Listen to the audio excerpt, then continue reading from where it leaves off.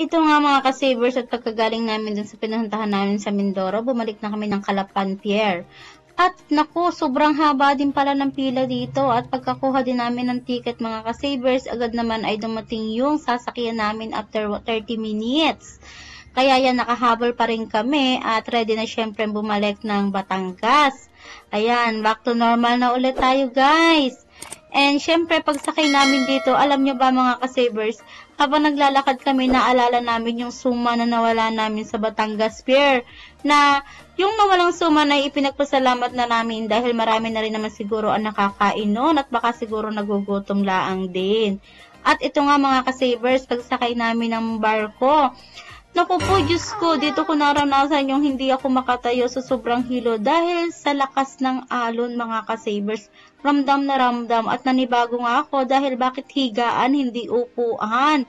Kaya kanya-kanya kaming bed. Ito nga mga ka-savers at talagang humanap ako ng pwesto kung saan ako po pwesto na hindi mahihilo hanggang sa umupo na nga ako sa floor at sumandal sa dingding. Dahil ramdam na ramdam ko yung hilo.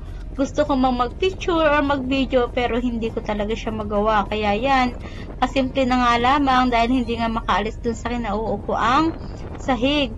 Tingnan nyo naman mga ka-savers kung gaano kalakas talaga yung alon. Ganyan daw pala yan pag hapon. Dahil hapon nga mga around 5 o'clock na yan mga ka-savers. Kaya kitang-kita namin yung alon na humahampas talaga siya. O, tingnan nyo naman. Pero okay naman yung panahon, walang bulan, talagang malakas lang yung alon at hangin. Kaya dito namin naramdaman yung talagang hilong-hilo kami na maghahanap kami ng kung saan komportable pero wala kaming makita dahil malakas nga yung alon na nakapaligid sa amin. Pero nag-enjoy pa rin naman kami.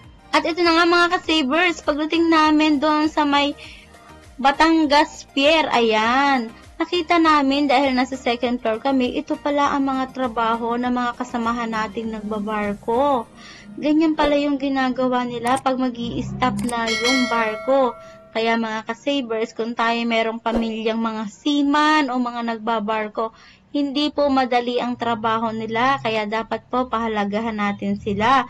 Syempre, hindi lang sila, pati yung mga perang pinapadala sa atin, bigyan po natin ng halaga dahil yung hirap ng trabaho nila ay makikita mo talaga.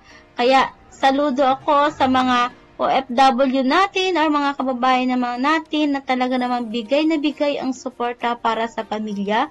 Gaano man kahirap ang trabaho, pero naandyan sila para suportahan ang mga mahal nila sa buhay.